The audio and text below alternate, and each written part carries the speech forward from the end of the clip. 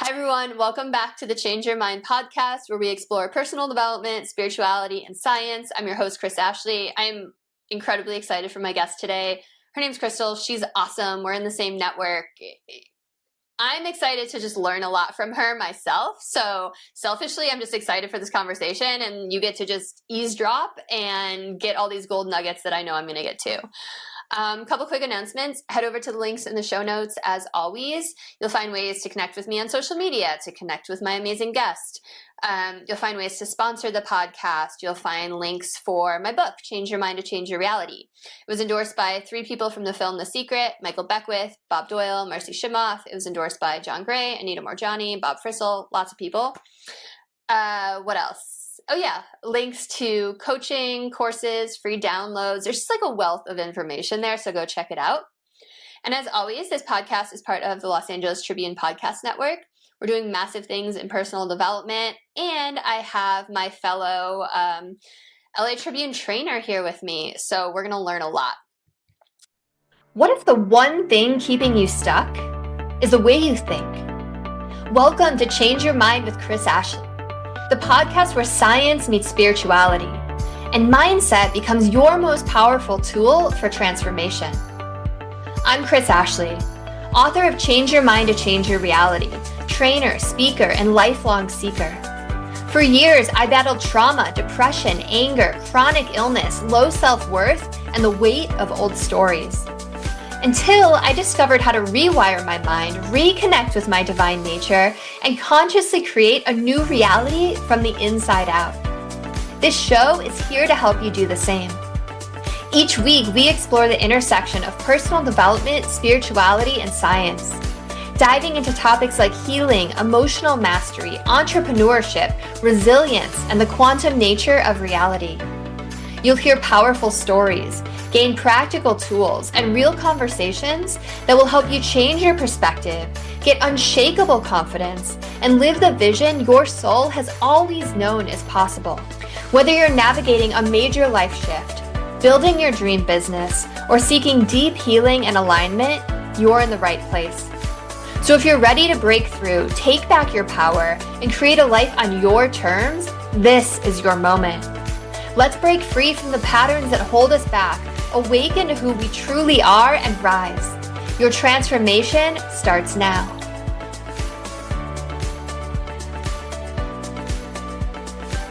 And I think it's a good time to introduce her. So with me, I have Crystal Chow.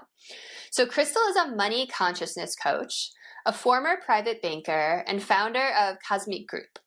With over 13 years of experience managing $250 million in assets for high net worth clients, Crystal now helps women heal their relationship with money, build aligned wealth, and rise into their full power without sacrificing their soul. I love that.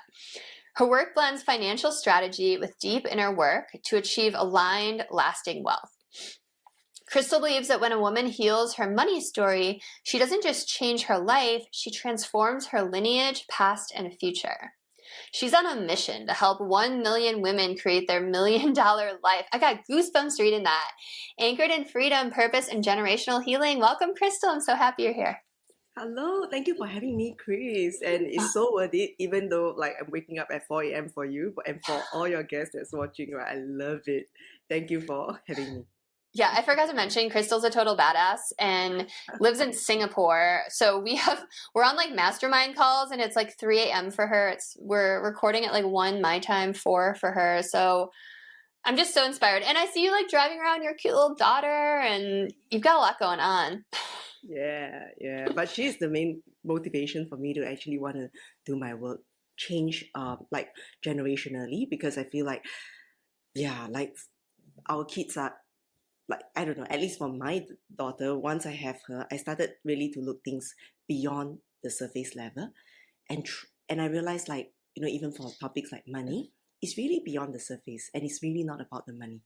It's about like the deeper work, the stories, and everything that is passed down generationally. And as mothers, what can we do differently to not just change ourselves, but to actually heal the next generations?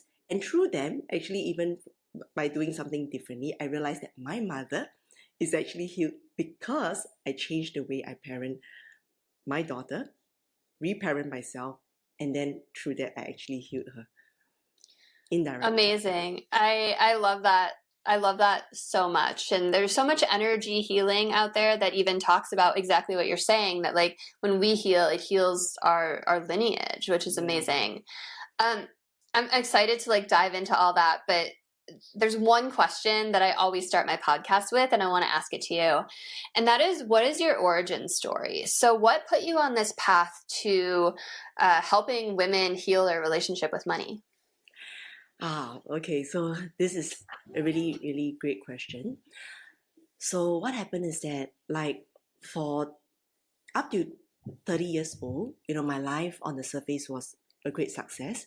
I hold a prestigious title, was earning good income, I got married, and like I was celebrated, I was perceived as successful, but inside me, I was crumbling. I was numbing my emotions by drinking every day. Like every day I had like tears behind my wine glass. I went home to a place that was really unsafe, and I was really crumbling inside. So back then, my marriage was actually crumbling, and unfortunately, I found out. Fortunately or unfortunately, I found out that I was pregnant, and I think that was really heavy for me. I actually did consider aborting my daughter, because this idea crossed my mind. I was at a crossroad, because I was thinking, if I were to actually pursue this pregnancy, there was a high chance that I'm going to actually be doing it alone. And being in Singapore, which is one of the country, like highest cost of living country, like parenting alone, that thought was terrifying. Yeah. And at that point of time, I was also escaping through drinking. So I was like, would it be easier if I have an abortion and resume my life of numbing, of the surface success? Am I going to be satisfied with that? So through doing a lot of introspection, seeking alternative help, I came to that conclusion that fine, let me just do a calculation to make sure that, okay, if I'm going to do parenting alone, can we still thrive even without contribution from her father? And yeah, okay, so the moment I decided that finances wise everything is in place, let's just proceed and see how things, I'm just hopeful that things will unfold positively. But if it's not, at least we can still continue to thrive.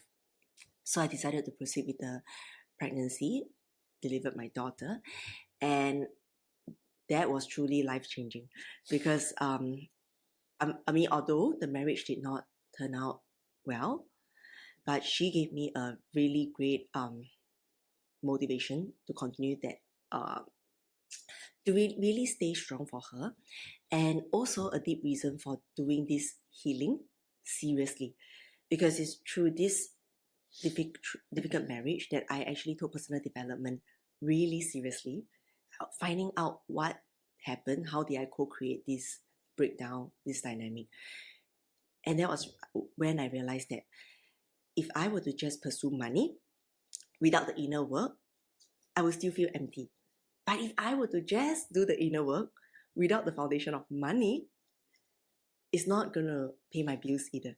Right. So that's why even in my work that I decide to do, I realized that while guiding people with just strategy, which is what most money trainers or coaches do, but if they don't talk about the deeper inner work and the inner healing, it's only, there will be a ceiling to it, and there will be emptiness. And if I were to just talk about manifestation, law of attraction, but without strategy, that wouldn't exactly be building on a solid foundation. So my work actually integrates these two to help elevate and help really strategize and materialize this true wealth, true lasting wealth for women. Thank you so much. Yeah, go ahead. And the essence is actually to simplify, because I realized, like, being in the financial industry for so long, I've been 10 years in banking and I pivoted into crypto. I realized that the finance world make finance way too complicated than it's supposed to be. So I think what people say about me is that I can actually keep things really simple for them to understand, to make finance, especially for women, not so intimidating for women. So yeah, that's what I do. Amazing. You're amazing. Thank you for sharing your story. I was like, I don't know if you saw, I was like tearing up when you were talking about like once you had your daughter, everything changed because I'm like, oh, I know that feeling. And I really appreciated that you said like, okay, let me look at, as I'm healing, let me look at this and how I co-created this situation. Like you took responsibility and accountability for like the part that you played in the role, and I think that that takes a very mature person to do that, and I think a lot of people never get there in this lifetime, right? Because it's so easy to blame other people and circumstances and other things for the challenges that we go through. So how did you kind of arrive at that mindset? What like put you on that path? Yeah, so it was actually beautiful because I was looking for answers, because sometimes the pain of staying where you are outweighs the pain of the unknown. That was where I started seeking for coaches, for help, to actually figure out, what's causing me to be in such painful situation. So that was where actually a relationship coach gave me that insight that, oh, okay, even though you may have 3% of co-creating this dynamic, if you acknowledge that 3%, you regain your power. So that gave me the insight, like, wow, okay. And that made me realize, like, okay, what is that 3% that caused the downfall? And that really helped me to regain my power, because I realized that it's so important to take responsibility. And sometimes we just don't even know about it, because most of the time as we are being brought up, most people, like you said, right, like we don't even know our patterns and nobody calls them out.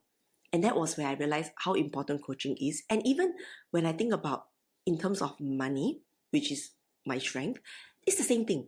Like many people complain about how bad their money situation is, but without knowing that they have to actually take responsibility for what leads up to that. Yeah, it's kind of like if you look at a tree, right? Like when you want to complain about how bad the fruit is or how rotten it is, what if we actually only complain and not like, try to fix the cosmetics around it? It's never gonna work. It's really about, okay, what's wrong beneath? Let's figure that out. Yeah, so I realized, oh, if we take responsibility, it's really like fixing what's happening beneath. And once you change that, you'll be able to actually see it in terms of the tangible result. It may take a little time, but that's going to be lasting.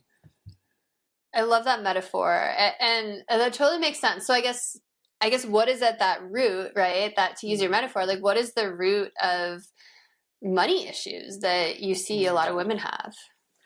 Okay, so basically the root is, it's so deep. It's a lot. Like it's really like, if I were to look at it holistically, it's really branched out into so many areas. So a common theme is, for example, the money stories that we tell ourselves.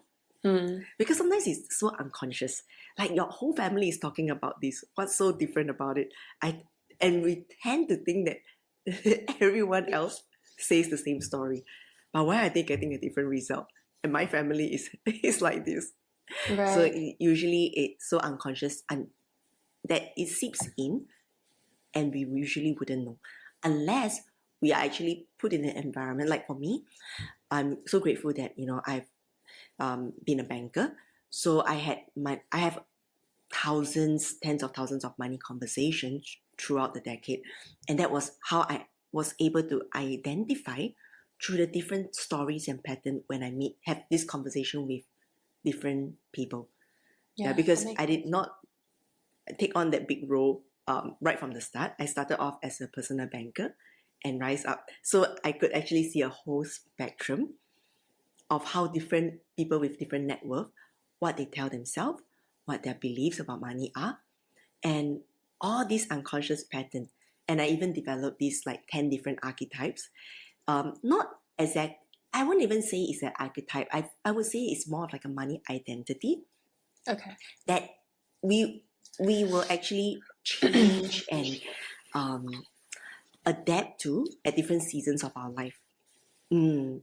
And I feel like for that, it's not so much in the lens of scrutiny, but sometimes it's really when you know yourself, you're able to actually be one step ahead and be able to actually more of like that awareness helps us to actually make some changes in our lifestyle. And even if we don't change immediately, we just be by just being a little bit more conscious about it, we're able to see, oh, okay, maybe this is where I can improve on. This is where I can maybe reduce some leaks and even be more gentle with ourselves, because sometimes when a certain pattern arises and we don't really like the results or we don't really like it, we tend to be very critical and we tend to shut down, and then we realize that, oh, I'm not good with money, and then the negative story comes in. I'm not good at money, so I'm not going to look at it. I'm not going to deal with it. So okay, somebody else deals with it, and it's that loop. But if we realize that, oh, okay, this is fine. Because my parents were not educated, or maybe they were not. I mean, because school system, it doesn't really empower us to be good with money. I mean, that's not how it's meant to be. Right. So if I'm not good, and if we acknowledge that, we take responsibility that fine, I'm not taught, but I can learn, the whole narrative change. You'll be in a more empowered place that, okay, there's this knowledge gap, but I know I can catch up with that. I know I can make a difference. That energy and that position and that level of power will be so different from, I don't know, I'm just going to give up. I'm never going to be good at it. So it's very, very different. Yeah, I mean, I definitely have been that person that just like shut down at some point in my life. So I'm like, oh, you said that and like really resonated. Okay, so that left me with a lot of questions. I guess the first one, like, okay, if everyone in our family has the same story that's passed on, have you noticed that the same money issues happen from generation to generation? Like, really? Of course. And it is not just in terms of money, how they deal with relationship. We tend for people. Okay, so most people who actually live unconsciously live life that by this default instead of by design. What happens is that they tend to actually play out the same drama. It's just like you watching a drama. Like these parents play out this, and then the next generation continue to play out this same drama. Maybe just with a different face, different character, but it's the same storyline. Yeah, Different cast. totally. And then it just continues. There may be progression, but it's very marginal and very different. So it will really take someone who say, okay, like I have enough of this. How can I make it different? Yeah, you have to be that person that like breaks the generational curse, right? Yes. And of course, I would still say that, there's a lot to honor them because they did their best based on what they know. But Right. sometimes, especially in the previous generation, information was a lot more restricted. There was an internet. People were maybe not so literate, or That's they were true. also in a different time, right? Like maybe a few generations ago, they were more about survival. As long as let's just say my grandma, that generation, post-war, they were just for survival. As long as my child don't die, like they did their best. Yeah, So that's such a good point. yeah. So what about emotion and everything? Like like just suppress it. Life goes on. Clean up your tears. Cry. Like what? It's so true. It's like for all the problems in the world right now, like we have it pretty damn good, right? Like yes, there's still horrific things happening, but like overall in like where humanity is, like we're so connected. Like it's pretty peaceful for the most part. I mean, we get to have these conversations like across the globe. I mean, it's pretty amazing. We can like get any book at the snap of fingers, right? So you were talking about how you've seen this whole spectrum of different beliefs kind of matched up with different net worths. So would you mind sharing a couple of those? Like what kind of beliefs do really abundant people have? What kind of beliefs do people struggling with money have? Yeah. So if I were to talk about the most fundamental, it's really about the narrative that they tell themselves. Like, for example, for people who are struggling, they tend to have more disempowering belief.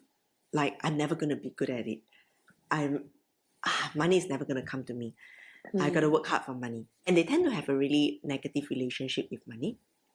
If you look at it, if you think about money as a person, they should be, if you want to actually have good relationship with your money, meaning like abundant mindset, abundant relationship, it will be more like a co-creating partnership with the money, looking at it as your best friend that you want to co-create. But most people who are struggling, they have a very negative relationship, meaning I don't want to look at it, I don't want to talk to it. And if you have a friend that you are showing up this way, what happens? Tendency is that your friend will actually be more distant. They wouldn't want to actually co-create anything, like just get out of my sight. Like Yeah. so that's the same thing with money. And basically, to really move towards that, I realized like for people really need to flip the whole narrative to say that, okay, I can do it. I mean, the energy of, and ultimately money is just energy. Because if you think about it, let's just say for people who starts to see opportunity, everything that they see becomes opportunity, even during crisis. Just like recently with Trump, with the tariffs and everything, I would say most people will actually look at the negative.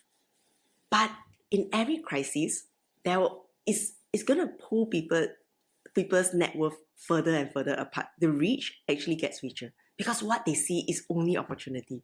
Wow, he's doing this. What can I invest? What can I do? That's what happened during COVID too. Yeah, right? A lot of people freaked out, and then a select number of people like Jeff Bezos were like, okay, how can I? His net worth, multiplied. Yeah, but most people, when they have a more disempowering narrative and story, when they see situations like this, the first thing they do, complain, find about it. They use it to paralyze themselves, and then like, okay, I can't do anything. So that's why taking responsibility, that awareness is really the first key to any shift. Because when you say that, okay, fine, he's already doing this, what can I do? How can I make the best out of this? And when you ask the right question, when we seek to find solution, we will always find it. It may not be immediate, but when we actually look at it in the sense of trying to find answers, what we seek for will always unfold. Yeah, really well said. And I love that idea of like money is just energy. I had someone else on my show who talked about money, and she was like, I talk to money. I'm like, money, come visit me, or something. Like she has conversations. So like, okay, money is energy because everything is energy. Like, what do we do with that? How do we work with that? Yeah. Okay. So this may actually seem a bit woo or I love woo woo. Let's do it. So basically, my role is actually to blend in the woo woo and how to actually make the woo tangible. Because I feel like ultimately we both have both sides of the brain, left and right. It's not about just talking to one side. It's about two sides, right? So when I say money is energy, what I actually really mean, and actually what most people really mean, is that, okay, think about money. It's actually something that human created. Before money, what happened was people were doing barter trade. Yep. Meaning, I have this, you have this, okay, let's exchange. But sometimes I don't really need that right now. Especially, okay, so then people came up with money so that the mode of exchange can be easier. Yeah, but so if you think about it, actually, money is just that thing that you want to exchange. But I'm now changing it into a paper so that I can hold it for me to exchange it into something that I really need in the future. I never thought about it like that, but you're so right. Yeah, so it's as simple as that. So sometimes even like it's really like when I say it's energy, because sometimes when we don't get the reward in money, we tend to be like negative about it, that I'm not getting rewarded. But it's really about seeking what else did you gain out of it? What else? Like for example, okay, if I were to actually put in this effort and I didn't get repaid in money yet. Yeah, it's always about telling yourself like, okay, then how can I seek for something else to be grateful for that I've received in return? And because when we actually start to vibrate and start to operate in this energy of gratitude, we'll be able to attract more opportunities, more aligned opportunities, people into our life, because we're not sending that repelling energy. Because that's why, okay, coming back to the energy, if you think about it, right, like if you have people who is always complaining, sometimes you will be thinking, you have like, okay, let's just say one friend, she's always really nice. Like, oh, like Chris, thank you for doing this for me. You'll be like, oh, like even though you're not doing much, you feel like, next time I want to do something nice for her. But if the other friend, she's always saying like, oh, Chris, like, come on, seriously. Then you'll be feeling like, what? I've done this for you and you don't appreciate. Maybe not anymore. So that's the same for energy and for attracting aligned people. So if you're able to actually, whatever the situation is, still find things to be grateful and feel good, even though it may not materialize in money right now, the people will still be magnetized and attracted by you and say that, okay, now maybe I can't pay her, but okay, let's see how I can still work with her and give her more opportunity, like her way, like when I have. Yeah, so it's always like this. So that's why I feel like money is really energy in terms of the energy that we send out to help us to attract more of what we want eventually. I love that. I've heard so many people, not so many, but I've had a couple people on the show who have said similar things, but like the way that you just explained that, I've never heard anyone explain it like that. And it totally makes sense. Like, especially that example you used of like the friend, right? Like if you're like, oh, I did so much for you, or I didn't do, like that really makes sense. Yeah, and that's the gap that I see, because most people, when they say money is energy, they are really like the spiritual people, the right brain people, the personal development.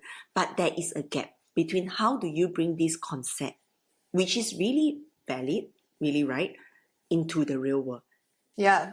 Yeah, and so that's what I actually do best, to actually integrate these universal laws, spiritual concept into reality, so that people can see how do that I apply this. And also, how do I then use that tool to help me co-create this into reality, so that it doesn't just become a fluff concept, or it doesn't become too rigid where it's just strategy, data, number, without the intuition, without that hunch. Yeah, and being really forceful, hustle. Yeah. Okay. So what are the next steps? So like I saw this TikTok the other day and I'm just pulling up my phone so I can. It was like, okay, do a challenge. Say this every day. Money comes to me freely and abundantly, and I notice it everywhere, and like notice everything, like including like pennies and stuff. So I'm like trying that out, but I'm sure you have other strategies. So like if someone's listening, or for me or whoever, like we want to start attracting more money, like what's a great first step? Yeah, it's to actually flip the narrative. So, like that affirmation, that is good, but sometimes I feel like when we talk about affirmation, we still need to modify into something that fits our lingo, that fits our what we believe, because this affirmation may be valid to somebody else, but to you maybe it doesn't really quite vibe, doesn't quite stick to you. So I feel like it's always to find something that aligns with you, but in a positive relationship. So for example, like maybe I'm a best friend with my money. It may resonate or not, but come up with your own, so that you can actually improve the relationship. Just like how you will actually want to talk to your best friend. I like that. That's so true. Like there's so many times where I hear mantras and I'm like, this doesn't really do anything for me. Because that's how we talk, for example. And so you realize that, this feels off, this doesn't feel right. So it's really having this as a concept, but not taking it to like copy and paste it, because it's not yours. So modifying it into something that feels natural to say, that you can believe. Because ultimately, for any affirmation, is for you to not just, it's bringing it from your head to your heart, to your soul, and to your cells.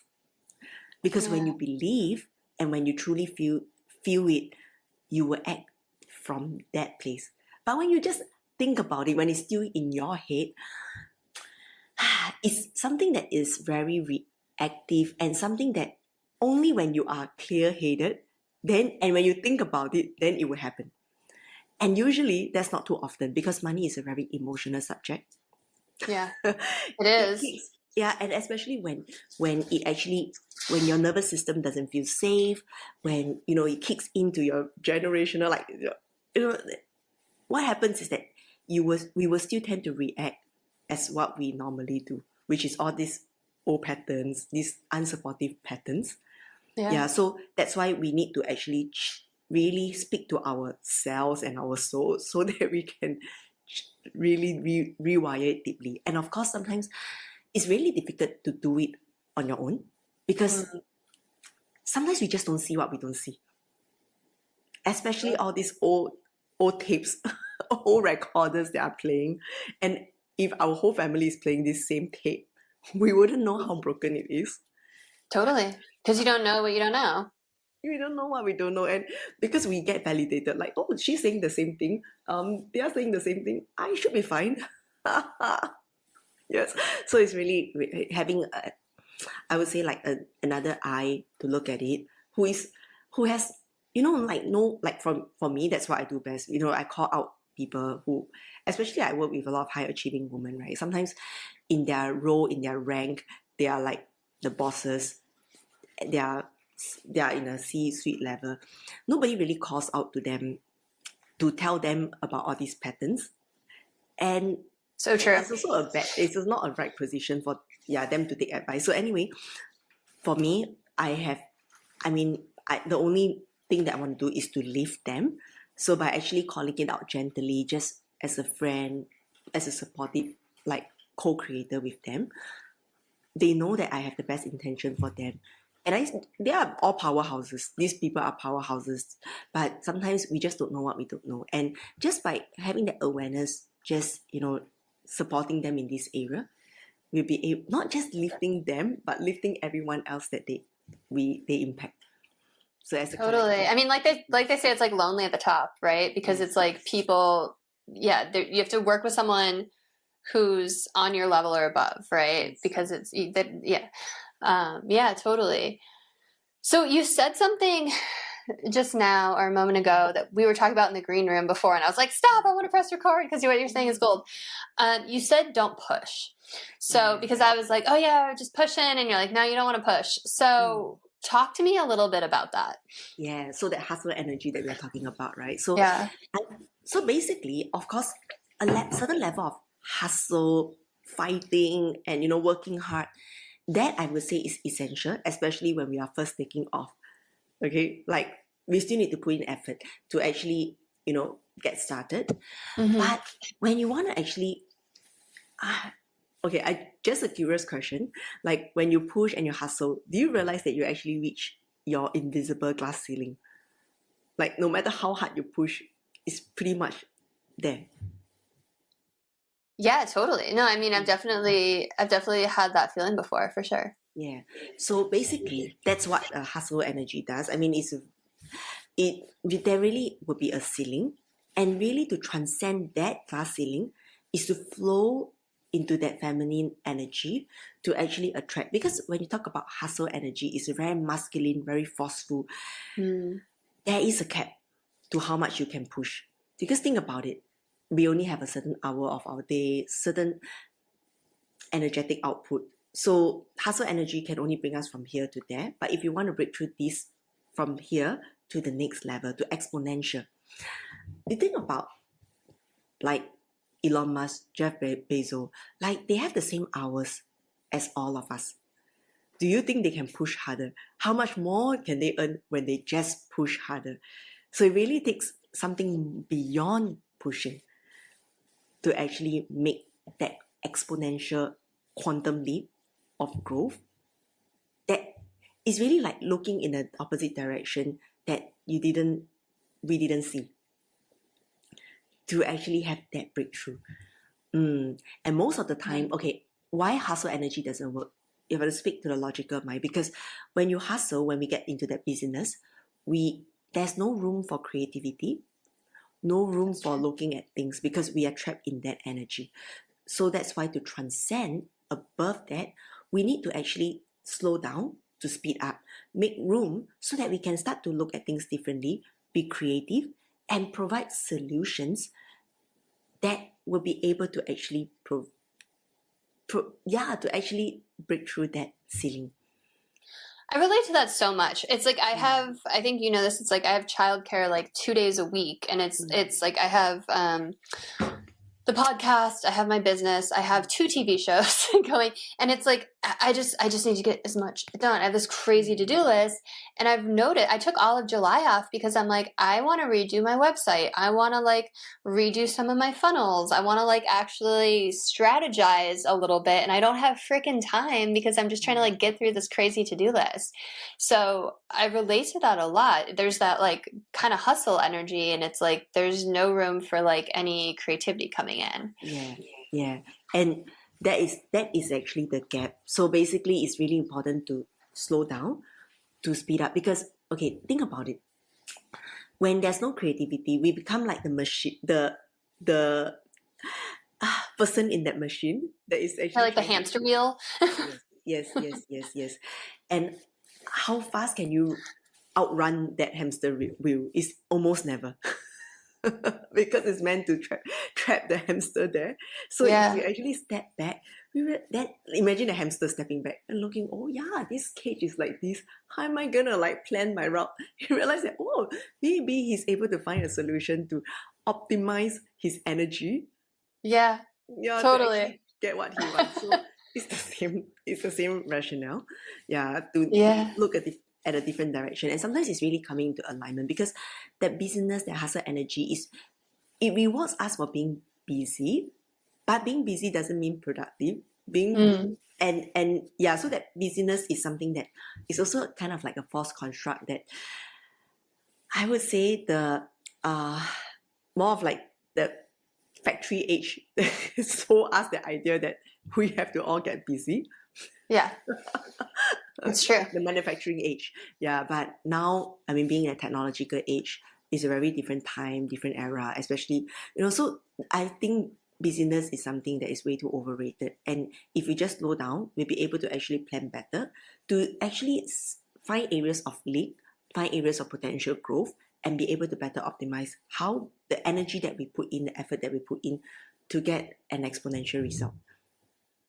I love that. Yeah, thanks so much for walking through that. I love that. I love the hamster metaphor. You will be even more magnetic to attract, because when you're hustling, the energy that we are in, right, is chasing. I gotta chase. And if you think about it, when you chase something, naturally what happens? It runs away. Run. So true. Oh my gosh. Yeah, but when you just be there, just being, and you attract, but you just send out that energy, okay, this is me, this is what I'm looking for, then the really aligned opportunity will come. And you realize, it doesn't mean that you don't have to put in effort. You still have to put in effort, but it's very strategic. This is what I want to attract. This is what I put out there. This is what my intention is, what I want to do, how I want to do. Then align, the people who are aligned will come. And people who are not, actually, this acts as a filter also, it repels. So in a way, it's optimized. Versus hustle energy, whether it's aligned or not, I just chase, make sure it happens. I just want to make sure that I see it the way I want to see it. But sometimes the funny thing is that you don't know what the universe has for you. And sometimes the hustle energy is so fixated in how I want to see how the result. That means we are, like, I used to be that too. I was a big hustler. So if the result doesn't show up this way, it's not what I want. It's not a result. I am not grateful for it. It has to show up this specific way. But sometimes you realize, like, at least I realize that if I'm too forceful, I miss out all the other opportunity that it is actually even better. But I just couldn't see because I was so fixated, kind of like the horse, right? Like, yeah, with the blinders, totally. Yeah, the blinders. I can only see this, and I only want to see this. Sometimes the universe will say, fine, you're so fixated, go ahead, you see this. But when you receive it, it's like, oh my God, like, is this what I really asked for? And I don't really want this, it's not. So even like the past few years, I learned a lot about surrender, and I realized, oh wow, when you just set the intention, you do what you need to do, and surrender the outcome in terms of letting the universe really send you what it thinks is best for you. Sometimes it actually becomes, it is even better than you can imagine. Versus when I was back then when I was so fixated, it has to be this way. May not be what you order, may not be what you really what is really best. Totally. It's that idea of like, don't get attached to the how. And I feel like money is such a great example of people getting so fixated. They're like, I want $1 million in my bank account. It's like, well, do you want 1 million pieces of paper, or do you want financial freedom, or do you want to like be able to travel with your kids, or like your calendar? So even for what I actually do, I feel like what I want to promise people is the $1 million life, not just the $1 million in the bank account. Because how many millionaires do we see that are so miserable? Because they actually lose the essence of what they were chasing for. Maybe at the beginning they wanted to have a loving family, to have maybe for example just have a loving family, but they were so busy chasing that dollar that they forgot about it, and sometimes at the cost of the loving family. Right. Yeah. So Totally. It's like someone can be like rich on paper and like bankrupt in areas of their life. What if you can rewrite the narrative to be rich in both areas, both on paper, materially, and also on a soul level, where if my intention is to have a loving family, I still get that, and it's a co-creation, not at the expense or sacrifice of one another. Yeah, absolutely. So you mentioned earlier that you've come up with 10 different identities. Yes. A few. I'd love for you to just run through those, because I've just been curious since you said it. I can show you. Grab your stuff. I'm intending to do a quiz, but I'm still building it, and I'm actually. Oh, that'd be so fun to do. Let me know when you have it. Yeah, I'll let you know. So right now I'm just sharing videos to talk about the different archetypes. So actually I built this. Oh, cool. To share about the 10 different. Oh, wow. Is that all type in there? That's so cool. No, that's I've written. So the first one is actually an avoider archetype, or identity, hoarder. The second one is a dependent dreamer.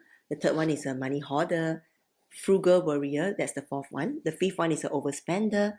Sixth one is a money leaker.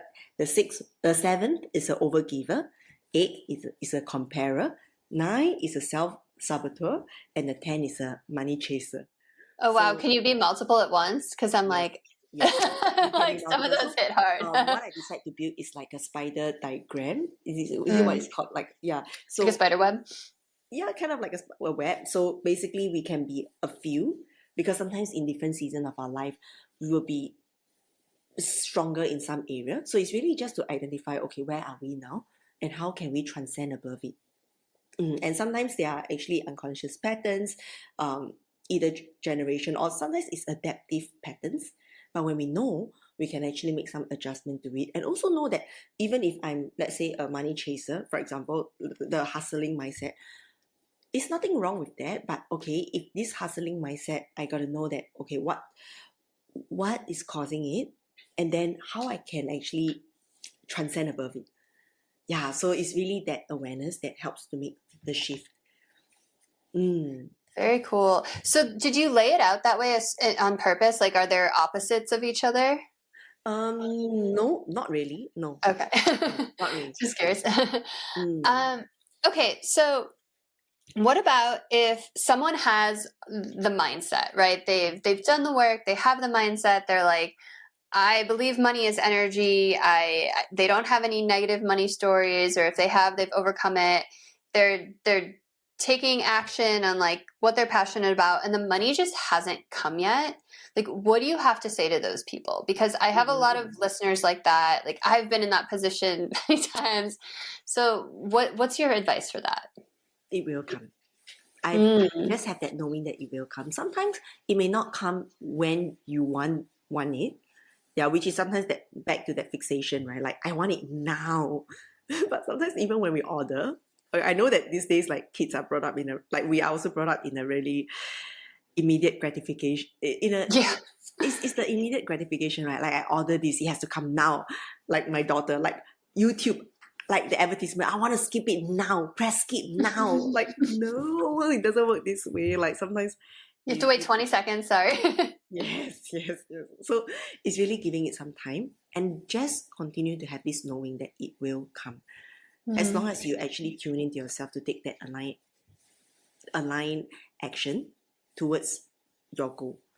Yeah, so just keep showing up. It will come. Yeah, that's great advice. For me, when that happened was when I left my job in tech to start pursuing my dreams of this. And it's a really scary place to be like, I'm dependent on this new company working, and I have all these things and I'm taking these steps, but it hasn't come yet. But there's also that sense of like, I couldn't stay at the last job because it wasn't aligned with my soul and I was feeling miserable. Like you mentioned, like feeling miserable. So in that instance, like, do people same thing? They just like keep showing up and just keep trusting and keep taking their aligned action. And also, when I talk about aligned action, it's really something that is out of, not so much out of desperation. Yeah, because sometimes when people say it's aligned, it's the head that is talking. That this gives me the most money, this gives me an instant reward. So that is also sometimes identifying, which is why some support is needed also, because sometimes when we are wrapped out in our own story, we really don't know. So and yeah, sometimes for people who are also not so attuned, like even like for me, I am doing the inner work.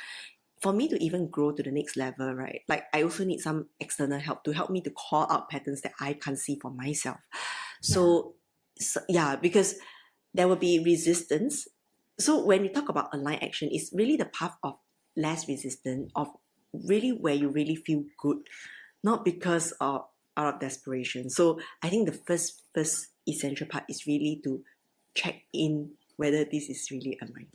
Yeah, which sometimes we may have issue identifying if this is aligned too. So yeah, when you fix that and when you know that truly is aligned from a place of not from a place of lack, but from a place of you truly wanting to do, whether you're being paid or not, when you follow that feeling, follow that path, you are just know that the money will come. My husband's grandpa used to say the same thing: do what you love and the money will come. It kind of makes me think of Bashar. I don't know if you've ever like watched Bashar clips on TikTok or anything, but like his whole thing is like follow your excitement. Yes. And it's like, and I believe in that. And not just Bashar who talks about it, Abraham Hicks, the law of attraction, is all these are actually, if you think about it, they are universal law.